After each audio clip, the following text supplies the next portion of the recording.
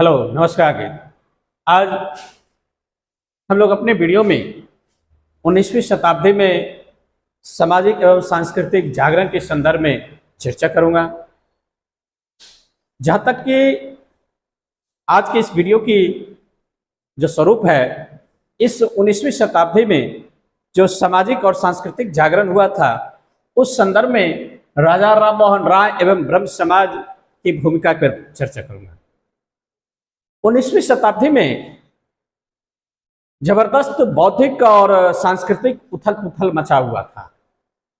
आधुनिक पश्चिमी संस्कृति का प्रभाव और विदेशी शक्ति द्वारा पराजित होने की चेतना के चलते लोगों में नई जागृति पैदा हुई। जनता में इस बात का एहसास हो चुका था कि भारतीय सामाजिक ढांचे और सांस्कृतिक दुर्बलताओं की वजह से मुट्ठी भर विदेशियों ने भारत में अपना उपनिवेश स्थापित कर लिया। समझदार भारतीय लोगों ने अपने समाज की शक्ति और कमजोरी को जाना और इसी कमजोरियों को दूर करने का उपाय भी खोजने लगा। भारत की बहुसंख्यक जनता ने पश्चिम के साथ समझौता करना अस्वीकार कर दिया। इन लोगों ने परंपरागत भारतीय विचारों और संस्थाओं में अपनी आस्था व्यक्त की। दूसरी बात यह थी कि लोग धीरे धीरे यह मानने लगे कि अपने समाज में फिर से प्राण फूंकने के लिए आधुनिक पश्चिमी विचारों के कुछ तत्वों को आत्मसात करना पड़ेगा। मानवतावाद, विवेक पर आधारित सिद्धांतों और आधुनिक विज्ञान ने उन्हें खास तौर से प्रभावित किया, क्योंकि इस पर लोगों में मतभेद था कि किस प्रकार के सुधार किए जाएं और कितना सुधार किया जाना चाहिए। लेकिन 19वीं शताब्दी के सभी बुद्धिजीवियों इस विश्वास के साथ थे कि सामाजिक और धार्मिक सुधार की तत्काल आवश्यकता है। इस जागरण के प्रमुख नेता राजा राम मोहन राय थे, जिन्हें आधुनिक भारत का प्रथम नेता मानना एकदम उचित है। राजा राम मोहन राय प्रथम भारतीय थे जिन्होंने सबसे पहले भारतीय समाज में व्याप्त मध्ययुगीन बुराइयों के विरोध में आंदोलन चलाया। उनके नवीन विचारों के कारण ही 19वीं शताब्दी में भारत में पुनर्जागरण का जन्म हुआ। इसलिए उन्हें अतीत और भविष्य के मध्य सेतु बनाने वाला कहा गया। इसलिए उन्हें नव भारत का तारा कहा गया। इसलिए उन्हें नव जागरण का अग्रदूत, इसलिए उन्हें सुधार आंदोलनों का प्रवर्तक, इसलिए उन्हें भारतीय राष्ट्रवाद का जनक और आधुनिक भारत का पिता कहा गया है। राजा राम मोहन राय का जन्म 22 मई 1772 ईस्वी को, राजा राम मोहन राय का जन्म 22 मई 1772 ईस्वी को बंगाल के हुगली में स्थित राधानगर में हुआ था। इनके पिता तत्कालीन बंगाल के नवाब के यहाँ नौकरी करते थे। वहीं से उन्हें राय रायान की उपाधि प्राप्त हुआ था। राजा राम मोहन राय चाहते थे कि उनके देश के लोग विवेकशील दृष्टि और वैज्ञानिक सोच अपनाएं, साथ ही साथ नर नारियों के मानवीय और वैज्ञानिक सोच अपनाए। उसके साथ ही साथ प्रतिष्ठा और सामाजिक समानता के सिद्धांत, खासकर नर नारियों के और मानव के प्रतिष्ठा और सामाजिक समानता के सिद्धांत को स्वीकार कर ले। वे यह भी चाहते थे कि देश में आधुनिक पूंजीवाद उद्योग आरंभ किया जाए। राजा राम मोहन राय प्राच्य और पाश्चात्य राजा राम मोहन राय प्राच्य और पाश्चात्य दोनों संस्कृति को अपनाने पर बल दिया। क्योंकि प्राच्य यानी कि पूर्वी चिंतन, भारतीय चिंतन, पाश्चात्य यानी कि पश्चिमी चिंतन, इस दोनों का संश्लिष्ट रूप के प्रतिनिधि थे। कहने का मतलब कि राजा राम मोहन राय जो है प्राच्य चिंतन और पाश्चात्य चिंतन दोनों का संश्लिष्ट रूप अपनाने पर बल दिया। वे विद्वान थे संस्कृत के, वे विद्वान थे फारसी के, वे विद्वान थे अरबी, अंग्रेजी, फ्रांसीसी, ग्रीक और हिब्रू सहित लगभग 1 दर्जन से अधिक भाषाएं जानते थे। युवावस्था में राम मोहन राय वाराणसी में संस्कृत साहित्य और हिंदू दर्शन तथा पटना में कुरान और फारस तथा अरबी साहित्य का अध्ययन किया था। राजा राम मोहन राय जैन धर्म और भारत के अन्य धार्मिक आंदोलनों तथा पंथों से अच्छी तरह परिचित थे। बाद में उन्होंने पाश्चात्य चिंतन और संस्कृति का गहरा अध्ययन करने के लिए ग्रीक और हिब्रू भाषाएं सीखी। 1809 ईस्वी में राजा राम मोहन राय ने फारसी भाषा की पुस्तक तोहफात उल मुवाहिदीन यानी एकेश्वरवादियों का उपहार का प्रकाशन किया। 1809 ईस्वी में राजा राम मोहन राय ने फारसी भाषा की एक पुस्तक तोहफात उल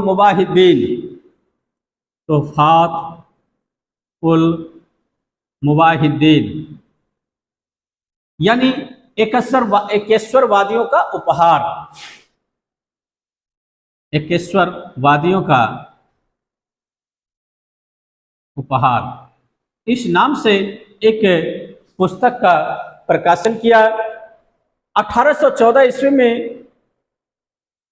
राजा राम मोहन राय कलकत्ता में जाकर बस गए और उन्होंने जल्द ही नौजवानों का एक समूह को अपनी ओर आकर्षित कर लिया, जिनके सहयोग से उन्होंने आत्मीय सभा आरंभ की।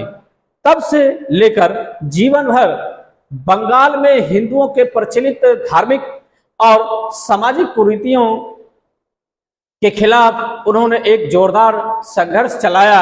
विशेष रूप से उन्होंने मूर्ति पूजा, जाति की कट्टरता और निरर्थक धार्मिक कार्यों के प्रचलन का जोरदार विरोध किया। इन रिवाजों को बढ़ावा देने के लिए उन्होंने पुरोहित वर्ग की वर्चस्व की निंदा की। उनकी धारणा थी कि सभी प्रमुख प्राचीन हिंदू धर्म ग्रंथों ने एकेश्वरवाद की शिक्षा दी। अपने दावे को प्रमाणित करने के लिए राम मोहन राय ने वेदों और 5 प्रमुख उपनिषदों का बांग्ला भाषा में अनुवाद प्रकाशित किए। उसके बाद 1821 ईस्वी में राम मोहन राय ने अपने विचार प्रेस के माध्यम से लोगों तक पहुंचाने के उद्देश्य से संवाद कौमुदी या प्रज्ञा चांद, संवाद कौमुदी या इसको प्रज्ञा चांद, संवाद कौमुदी या फिर प्रज्ञा चांद का प्रकाशन किया। फारसी भाषा में राजा राम मोहन राय ने मिरातुल अखबार का भी प्रकाशन किया। मिरातुल अखबार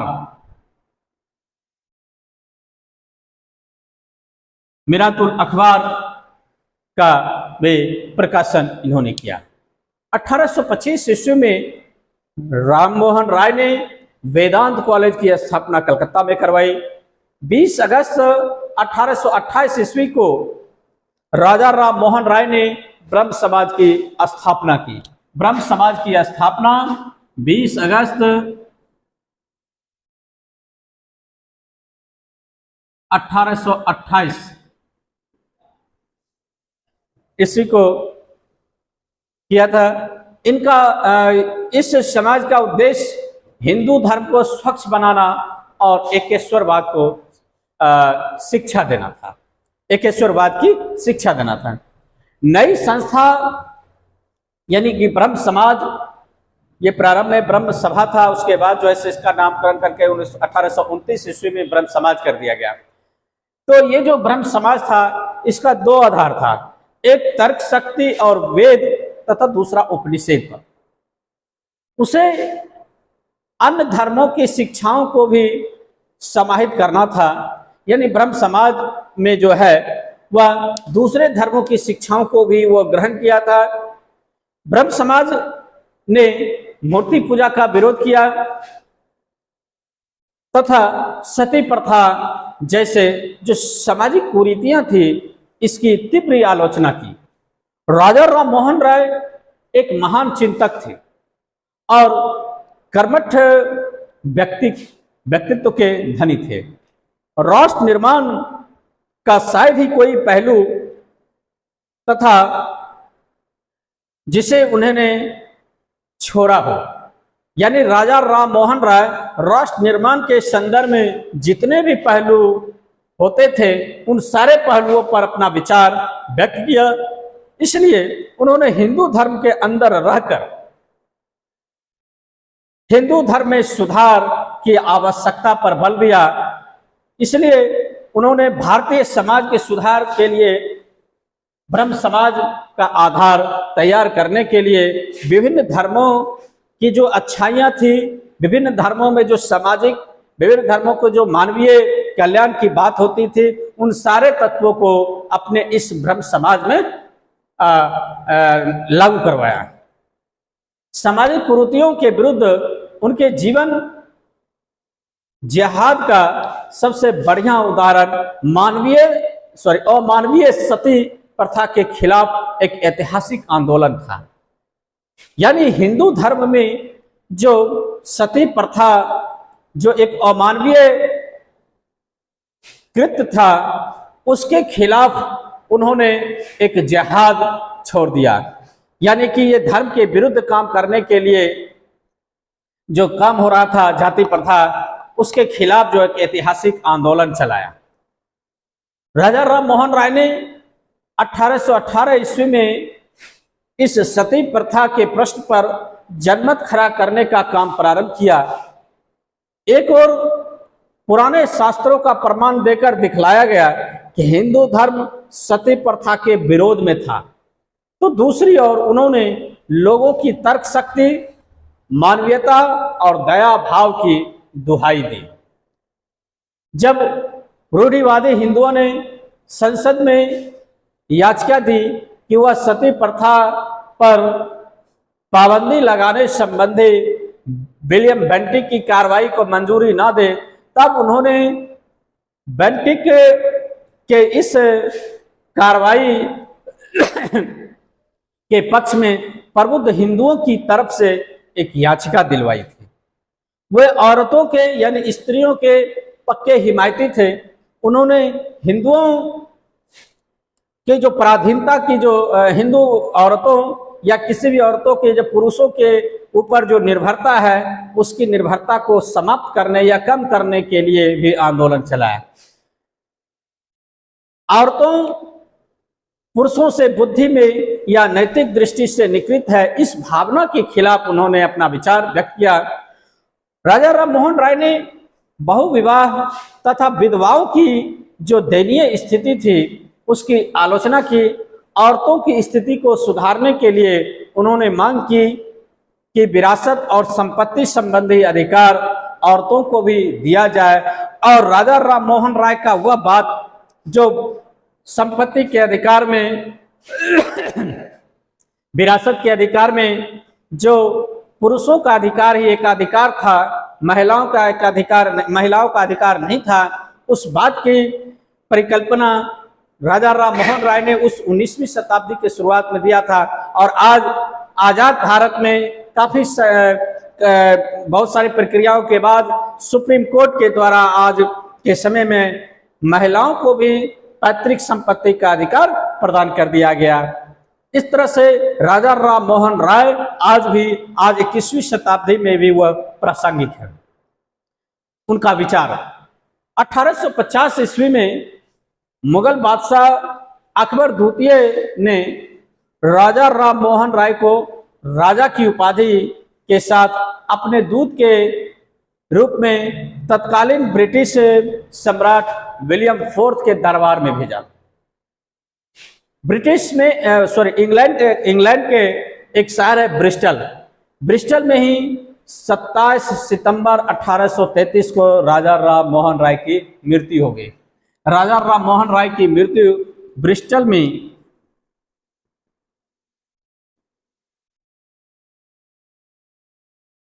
27 सितंबर 1833 को ब्रिस्टल में मृत्यु हो गई। सुभाष चंद्र बोस ने राजा राम मोहन राय को युगदूत की उपाधि से सम्मानित किया।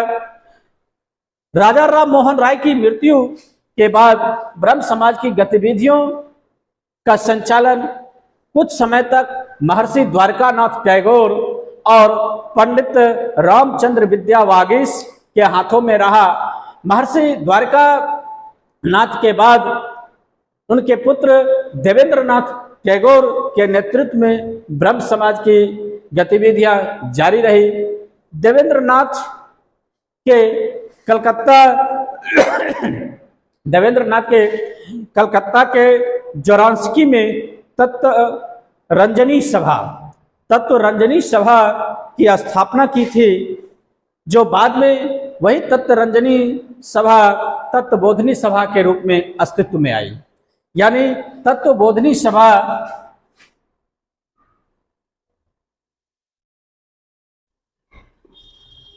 जो पहले तत्वरंजनी था, इसकी स्थापना जो है सो द्वारकानाथ के पुत्र देवेंद्रनाथ टैगोर ने किया। उसमें राजा राममोहन राय और हेनरी डेरेजियो के प्रमुख अनुयायी तथा ईश्वर चंद्र विद्यासागर और अक्षय कुमार दत्त जैसे स्वतंत्र चिंतक भी शामिल हुए थे। 1843 ईस्वी में देवेंद्रनाथ टैगोर ने ब्रह्म समाज का पुनर्गठन किया और उसमें नया जीवन डाला। समाज ने सक्रिय रूप से विधवा पुनर्विवाह, बहुविवाह का उन्मूलन, नारी शिक्षा, रैयत की दशा में सुधार और आत्म संयम के आंदोलन का समर्थन किया।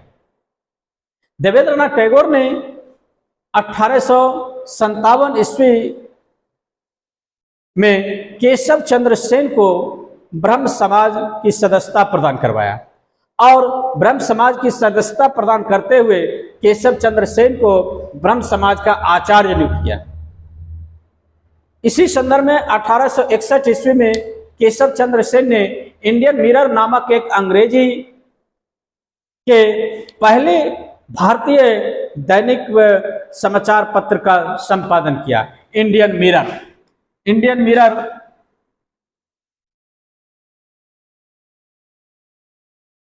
का संपादन जो प्रारंभ किया था केशव चंद्र सेन ने 1861 ईस्वी में, और इंडियन मिरर नामक अंग्रेजी के प्रथम भारतीय दैनिक पत्र का संपादन केशव चंद्र सेन ने किया। आचार्य केशव चंद्र सेन के प्रयासों से ही मद्रास में वेद समाज और महाराष्ट्र में प्रार्थना समाज की स्थापना हुई। 1865 ईस्वी में ब्रह्म समाज में पहला विभाजन हुआ और विभाजित समाज के देवेंद्रनाथ वाले समूह ने अपने को आदि ब्रह्म समाज कहा। आदि ब्रह्म समाज का नारा था कि ब्रह्मवाद ही हिंदूवाद है। यानी जो ब्रह्म समाज में जो विभाजन हुआ है वो देवेंद्रनाथ और केशव चंद्र सेन के बीच बढ़ते अंतर विरोध के कारण। तो देवेंद्रनाथ के जो यानी देवेंद्रनाथ ठाकुर या टैगोर का समूह का जो ब्रह्म समाज था वह समाज आदि ब्रह्म समाज कहलाया और उस समाज का नारा था कि ब्रह्मवाद है हिंदूवाद है। जबकि आचार्य केशव चंद्र सेन के नेतृत्व वाले गुट ने अपने को भारतवर्षीय ब्रह्म समाज नाम दिया। ब्रह्म समाज में दूसरा विभाजन 1873 ईस्वी में आचार्य केशव चंद्र सेन के कारण हुआ। आचार्य केशव चंद्र सेन ने ब्रह्म विवाह अधिनियम जो 1872 में बना था, इसका उल्लंघन करते हुए अपनी पुत्री जो अल्पायु थी उसका विवाह कूच बिहार के राजा से कर दिया, जिस कारण से ब्रह्म समाज में दूसरा विभाजन हुआ। और भारतवर्ष से ब्रह्म समाज का विभाजन होता है। जो ब्रह्म समाज का दूसरा विभाजन का कारण बना, उसके पीछे केशव चंद्र सेन के द्वारा लिया गया निर्णय था, जिसमें अपनी पुत्री जो अपनी अल्पायु पुत्री के विवाह के कूच बिहार के राजा से कर दिया। 1878 ईस्वी में ब्रह्म समाज से अलग गुट ने साधारण ब्रह्म समाज की स्थापना की, जिसमें आनंद मोहन बोस की भूमिका काफी महत्वपूर्ण रही। तो आनंद मोहन बोस के नेतृत्व में साधारण ब्रह्म समाज जो भारतीय ब्रह्म ऋषि ब्रह्म समाज था, उससे अलग होकर साधारण ब्रह्म समाज की स्थापना की।